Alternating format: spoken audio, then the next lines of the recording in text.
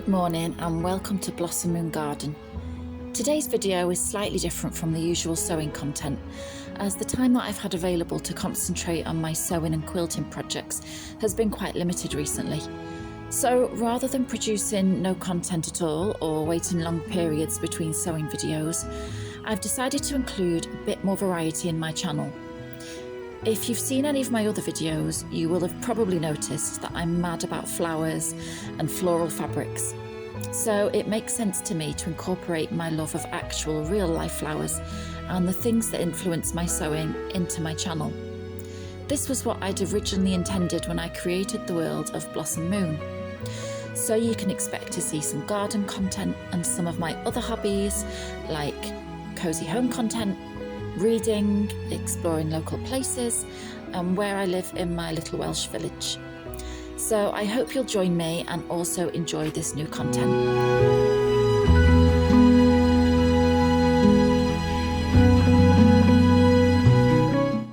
So I'm going to start off with showing you some of the lovely things that are in bloom in the garden at the moment. So come with me.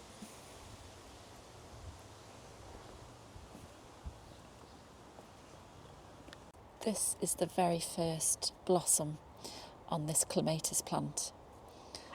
It's taken a while for this to get going, but it's doing okay. It's climbed quite well, so I can't wait to see more of these gorgeous blooms. I've definitely got lots of new growth, and up here, so that's going to look beautiful. Ooh.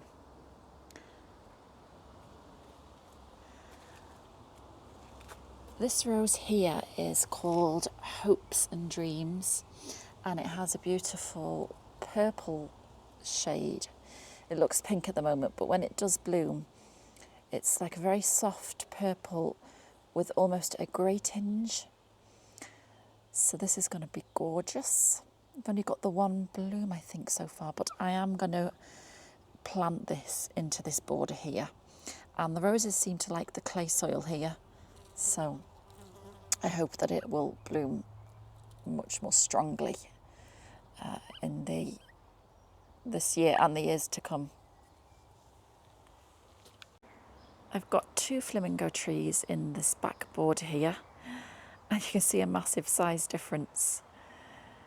This one has gone absolutely wild, but it's gorgeous. It's got beautiful peachy pink and green variegated leaves. So this smaller one was originally in a different border. It was over here and it didn't do so well, so I just moved it to this back border where it's getting more sun.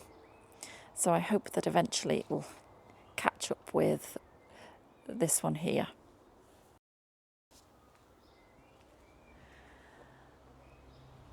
And I have a gorgeous red rose here that's just about to bloom. The blossoms on this are amazing. They look like red velvet, and there's lots of blooms.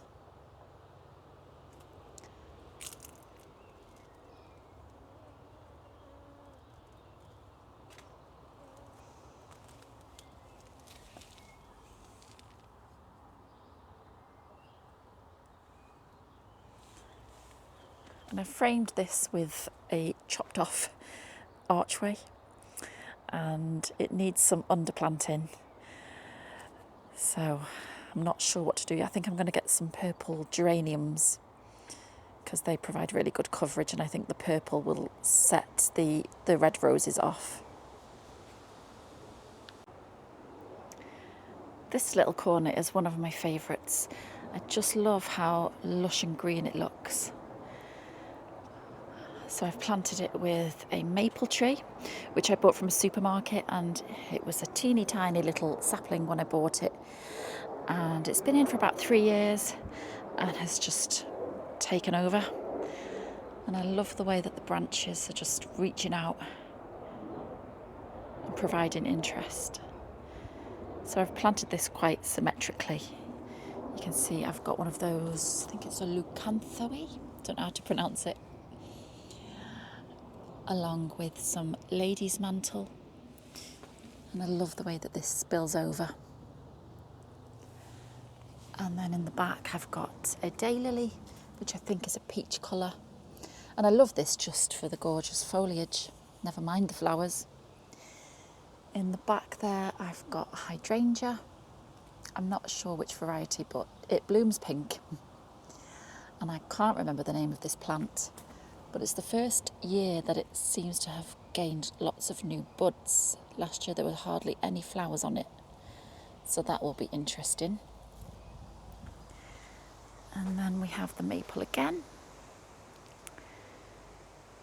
And here I've just planted some hardy geraniums, which smell gorgeous, and the little blossoms on them are beautiful.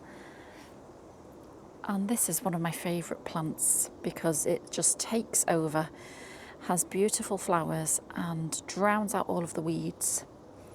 And I do have plans to plant something at the back, possibly a rose,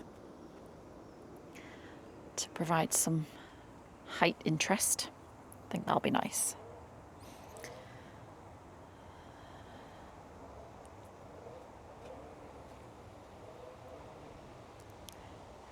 And in this little tub here, I've got one of those conifer trees with some aquilegia.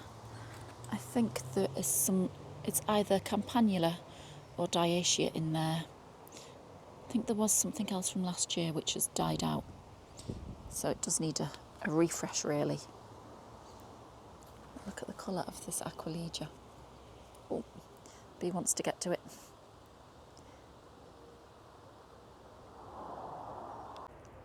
This tree here is a white beam. It's one of my favourites in the garden. I just find it so beautiful, probably because of the colour and the structure. And this is native to the UK. But you can see here the gorgeous light green of the leaves. They look really ethereal. And this tree cost about £50, I think. And when we bought it about 2 or 3 years ago, it was about to there, it was my height more or less. And it's just exploded. It seems to love the location that it's in. And it just gets more growth every year. So I can't wait to watch this as it gets even bigger.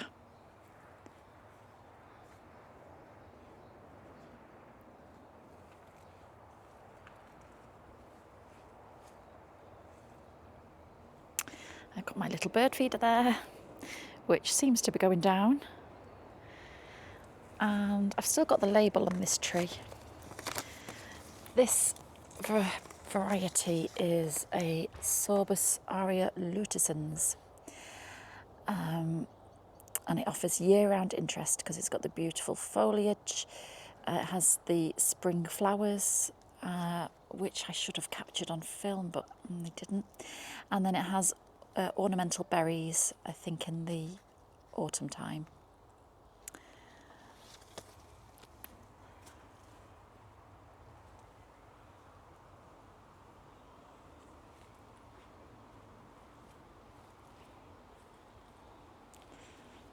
I think it's glorious. This is a rose that I bought very cheaply from a supermarket, and it's gone absolutely wild. It's supposed to be a shrub rose, but it seems to have climbed because it's reached up over there and up here, and seems to have attached itself to the cat-proof fencing. But this is a lovely colour. It's a very intense coral shade. So I've got some buds coming. They should be coming, opening up in the next few days, I hope.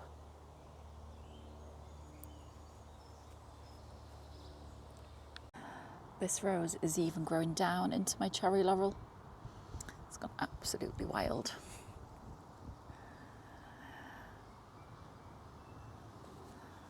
I have a very poor clematis here that seems to have suffered from the lawnmower.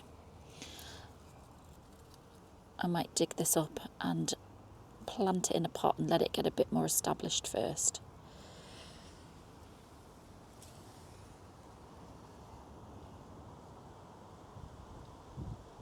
And in this little spot here, I've got a brunnera, which has suffered from a little bit of the slugs, I think. But I love the flowers. They look like forget-me-nots. They're so teeny tiny, but perfect. And I got a shot here. This one.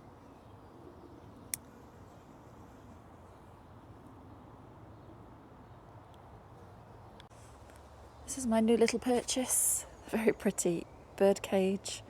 Not sure whether I'm supposed to put anything in it, whether I can plant in it. It's quite difficult, but it looks nice and decorative there. This is another rose that I bought from a supermarket. It's currently covered in the little green fly, which isn't great. I can't even remember what colour this is. So I'll be surprised, I think, when it starts to bloom. Here's another rose, another supermarket purchase, but they seem to do quite well in this garden. And here's a bud just about ready. I think this one's pink, if I remember rightly. This cherry tree seems to be really happy here and is actually producing lots of cherries. So I'll have to try and get to those before the birds do. Got a pear tree here, which doesn't seem to be growing as rapidly as the other fruit trees, but it looks very healthy and glossy. A climbing rose here, and you can see that it's a very light peach colour. Seems to be doing quite well. So I've got a few buds on here, and we're going to build an archway here for this to climb up, and I'll probably combine it with some clematis. This is a lupin that I started from seed, and you can see that the flowers are just starting to bud here. So I can't wait for these to start blossoming. I can't remember what colour these are actually. I've got some, I think it's called diacia. It's one of my favourites. I love the shape of the flowers.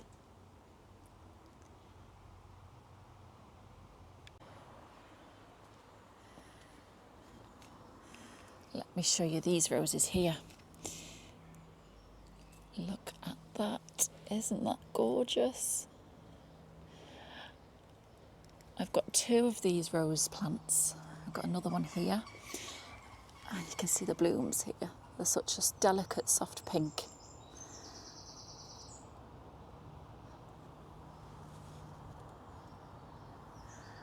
And I bought these two roses in a garden centre, and they were in what I call the plant cemetery, where the sort of end-of-life plants go, and they're on sale.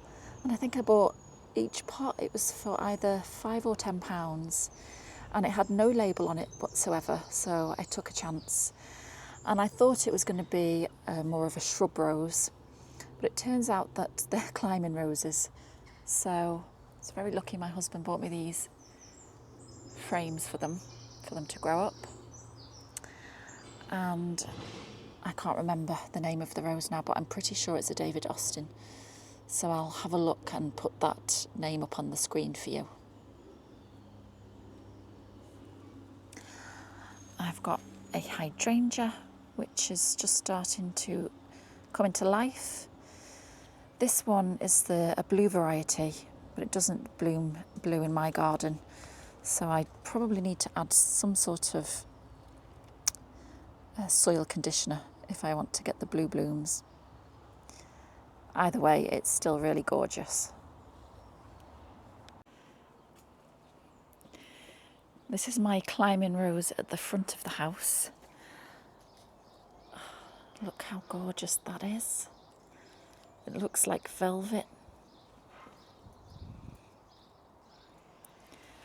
I do need to start tying some of these vines back to the frame on the wall, on the front of the house.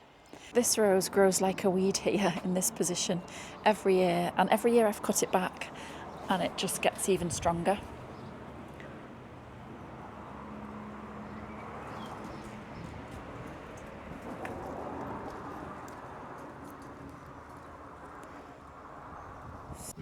Thank you for joining me today for a little look round my late spring garden. I hope you found this enjoyable. I look forward to seeing you again very soon with a new video. Take care and see you soon. Bye.